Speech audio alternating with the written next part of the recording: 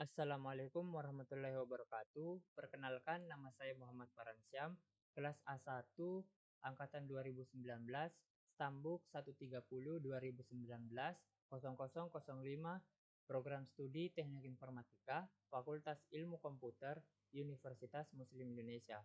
Pada kesempatan kali ini, saya akan memaparkan mengenai salah satu tugas mata kuliah Sistem Operasi. Adapun pemaparannya yaitu berikut ini. Baiklah, dalam slide ini saya akan menjelaskan mengenai tugas besar saya, yaitu menggambarkan gancar dan menghitung AWT pada setiap algoritma penjadwalan. Adapun soalnya sebagai berikut, di mana tabel ini sudah diperintahkan untuk menggambarkan gancar, hitung AWT-nya dengan menggunakan algoritma first come first served, algoritma SJF imperatif, algoritma SJF preemptive, algoritma round robin, dan algoritma probability yang dimana setiap keterangannya telah dipaparkan dalam soal berikut.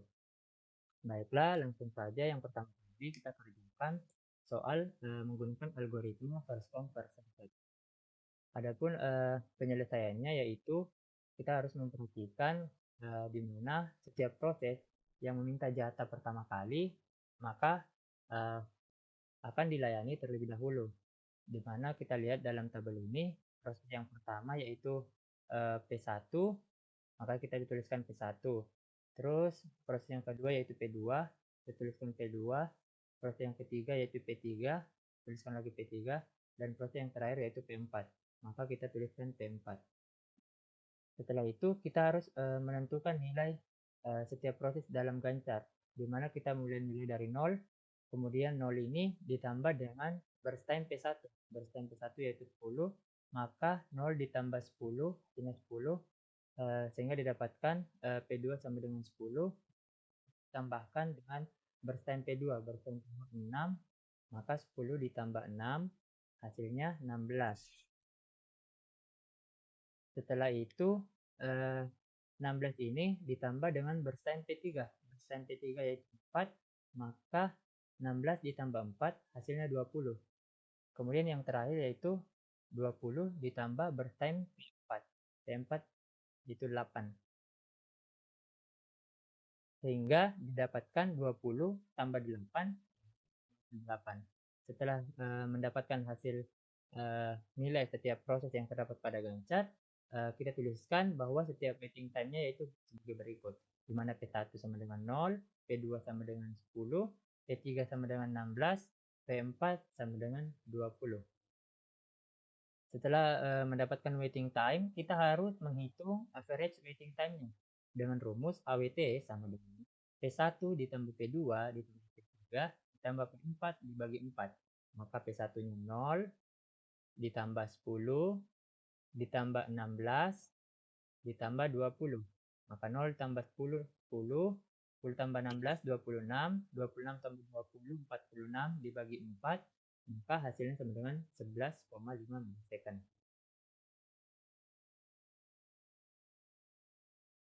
Baiklah, setelah kita menyelesaikan tabel ini menggunakan algoritma first come first served, selanjutnya kita menyelesaikannya menggunakan algoritma SJF non-preemptive, di mana dalam algoritma SJF non-preemptive ini yang pertama yaitu proses yang pertama untuk dilayani. Jadi yang proses yang pertama yang harus dilayani terlebih dahulu.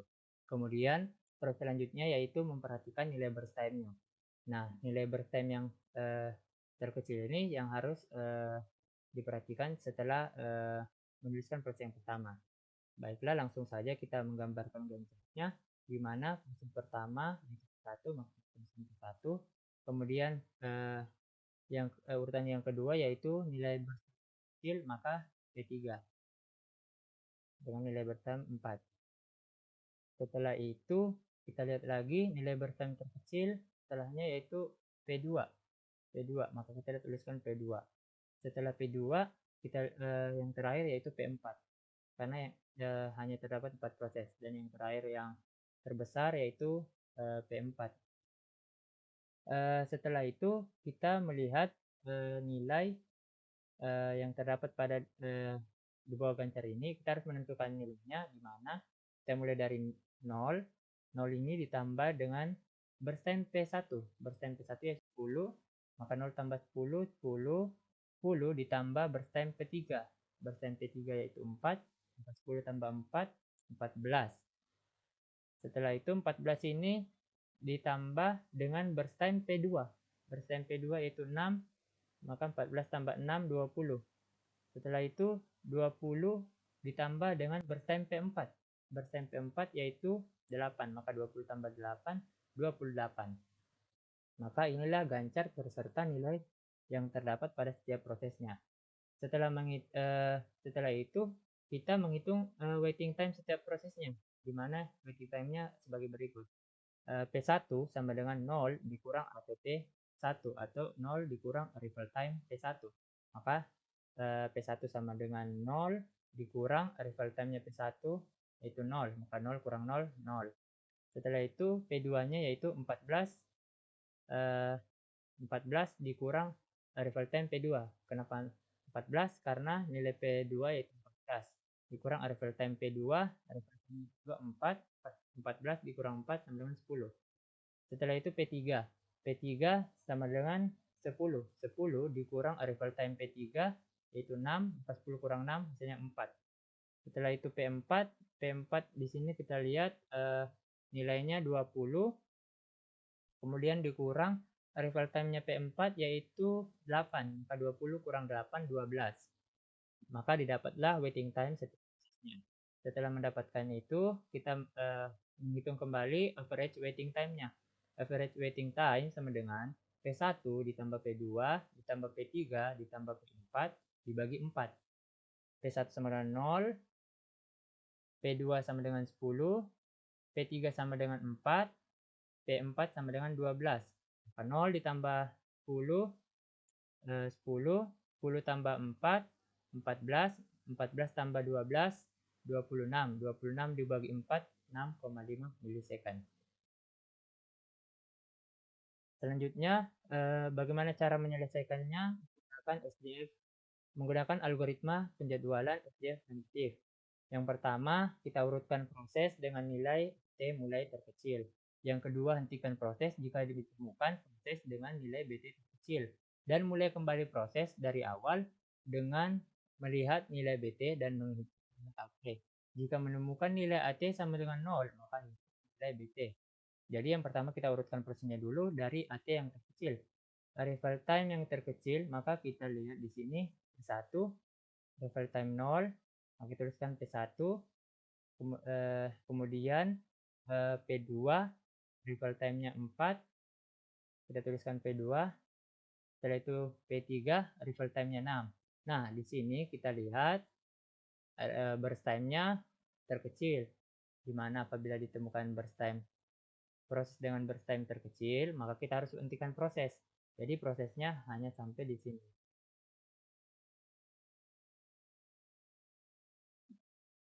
Setelah itu, dimana prosesnya itu diakhiri dengan arrival time 8. Setelah itu, kita mulai kembali proses dari awal dengan melihat nilai BT yang terkecil. Nah, nilai BT yang terkecil yaitu yang pertama yaitu 2, yaitu P2, maka kita tuliskan P2. Kemudian nilai BT yang terkecil setelahnya itu P4 dengan burst time 8, lalu yang terakhir yaitu P1 yaitu dengan burst time 10. Setelah itu kita menentukan nilai setiap prosesnya, di mana kita mulai nilainya dengan 8 ditambah arrival time P2. Arrival time P2 ini maka 8 ditambah arrival time P2 4, 8 tambah 4 12. 12 ditambah arrival time P4 8. 12 tambah 8 20. Kemudian di sini kita lihat arrival time P1 itu sama dengan 0, maka kita harus menjumlahkan dengan menggunakan hitung nilai burst time-nya. Nilai burst time P1 yaitu 10, maka nilai yang tadi 20 ditambah 10 hasilnya 30. Setelah itu kita hitung waiting time setiap prosesnya yaitu dengan rumus berikut ini. P1 sama dengan P1 awal ditambah P1 akhir dikurang P2 dikurang ATP 1. P1 awal yaitu 0, kemudian ditambah P1 akhir, kita lihat P1 akhir 20, dikurang P2, P2 4, dikurang ATP 1, arrival time 1 0. Maka 0 ditambah 20 kurang 4, 16. 16 kurang 0, 16. Maka dapatkan waiting time P1 16. Setelah itu kita lihat lagi P2. P2 awal 4, terus ditambah P2 akhir.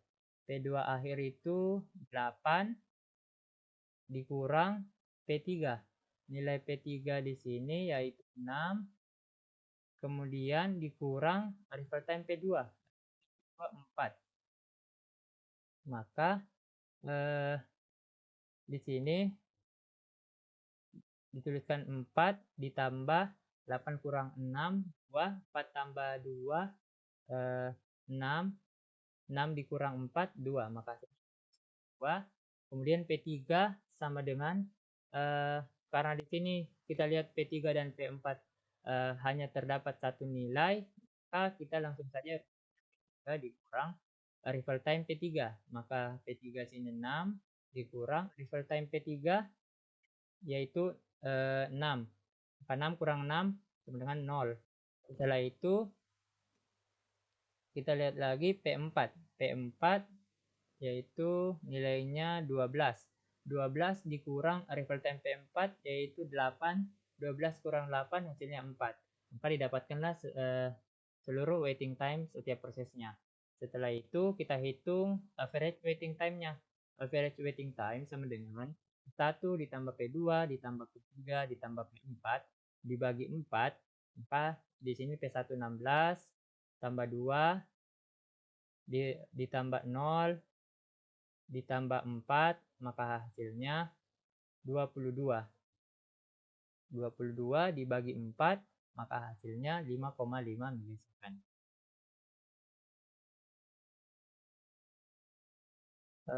Setelah itu soal yang keempatnya itu kita menyelesaikan tabel ini menggunakan algoritma penjadwalan round robin, di mana dalam menyelesaikannya yaitu ada syarat itu apabila BT lebih kecil dari QT maka itu burst time. Apabila BT lebih besar dari QT maka hitung nilai quantum time. Saat penjadwalan selesai maka berulang kembali ke proses awal. Yang pertama kita urutkan proses itu dari awal yaitu P1, kemudian P2, kemudian P3, kemudian P4, kemudian setelah penjadwalannya selesai maka berulang kembali ke awal. Maka yang di awal itu P1, setelah itu proses ini akan terus berulang hingga ditemukan P1N. Jadi prosesnya ini akan terus berulang secara terus-menerus sampai prosesnya selesai.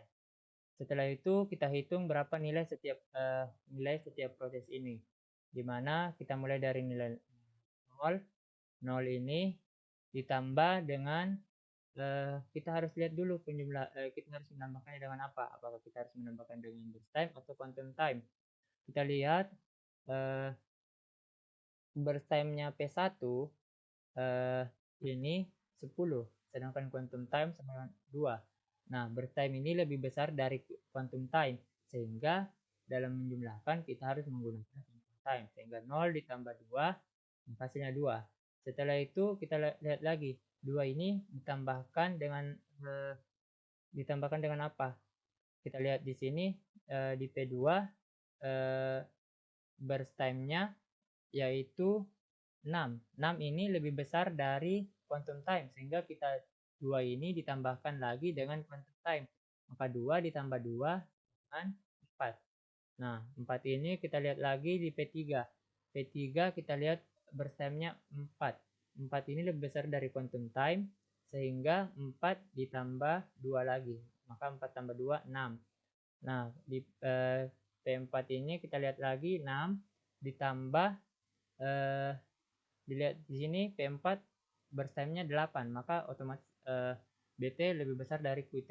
Maka kita tambahkan lagi 6 ditambah 2 sama dengan 8. Kemudian kembali ke proses awal, kita sudah ketahui bahwa burst time P1 itu lebih besar dari quantum time, maka 8 ini ditambah 2 dan proses ini akan terus berulang, di mana 10 ini bakal terus bertambah 2 sesuai dengan persyaratan bahwa BT lebih besar dari BT. Kalau burst time P1-nya 10, maka 10 ditambah 2, 12. 12 ini akan terus bertambah 2 hingga selesai. Jadi 12, 14, 16, dan seterusnya. Setelah itu kita menentukan waiting time-nya, di mana waiting time P1 sama dengan P1 awal, P1 awal 0 ditambah P1 akhir. P1 akhir 8. 0 ditambah 8 dikurang P2. P2 di sini 2. 0 tambah 8 kurang 2 hasilnya 6. Kemudian di sini P2, langsung saja P2 di sini nilainya 2, kemudian P3 nilainya 4, kemudian P4 nilainya 6. Setelah mendapatkan waiting time setiap prosesnya, kita hitung average waiting time-nya. Average waiting time-nya itu sama dengan P1 ditambah P2 ditambah P3 ditambah P4 dibagi 4. Di mana P1-nya sama dengan 6, P2 sama dengan 2, P3 sama dengan 4, P4 sama dengan 6. Maka 6 tambah 2 ditambah 4 ditambah 6 hasilnya sama dengan 18. Maka 18 dibagi 4 hasilnya 4,5 milisecond.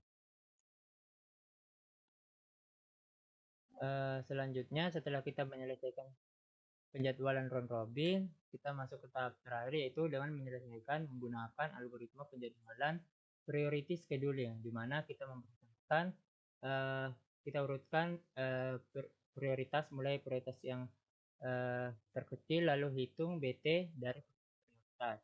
Jadi kita perhatikan di sini prioritas yang mulai yang terkecil atau yang pertama yaitu P2.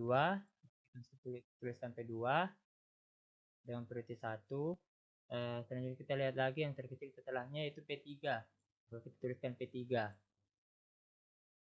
Setelah itu kita lihat lagi prioritas terkecil setelahnya yaitu P1.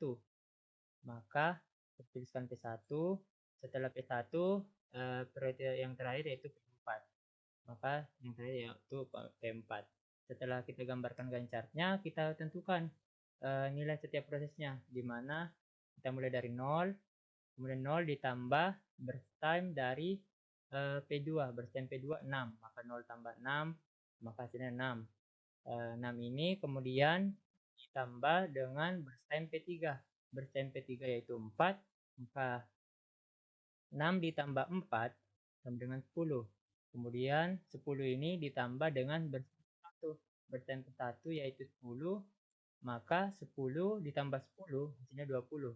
Kemudian yang terakhir 20 ditambah burst time P4. Burst time P4 8, maka 20 tambah 8 yaitu 28. Kemudian kita tentukan waiting time setiap prosesnya. Maka waiting time setiap prosesnya yaitu P1-nya nilainya 10, P2-nya 0, P3-nya 6, P4-nya 20.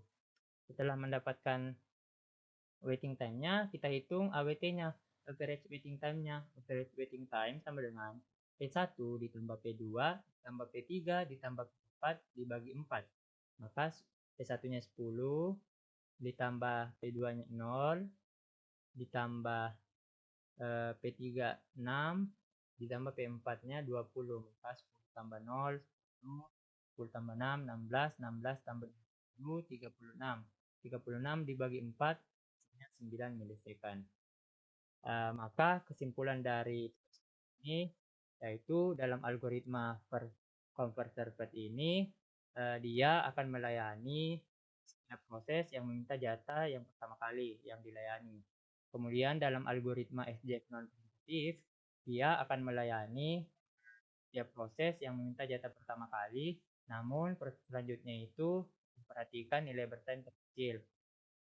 Kemudian dalam algoritma ini dalam menyelesaikan Gantt chart dan eee, average waiting time-nya itu, ada 3 syarat, eee, yaitu kita harus memperhatikan, berapa AT-nya, kita juga harus memperhatikan, eee pengurutannya, dan apabila terdapat, eee, burst time yang terkecil, maka kita harus berhenti. Kemudian dalam algoritma penjadwalan round robin ini, kita harus perhatikan, nilainya dalam apabila kita mengerjakan Gantt-chart-nya dan ingin menentukan nilai pada setiap proses yang terdapat pada Gantt-chart, kita harus memperhatikan apakah nilai, burst time, pada proses itu lebih besar dari quantum time atau lebih kecil dari quantum time. Kemudian yang terakhir dalam algoritma priority ini, kita harus memperhatikan, nilai priority masing-masing, sebelum mengurutkannya.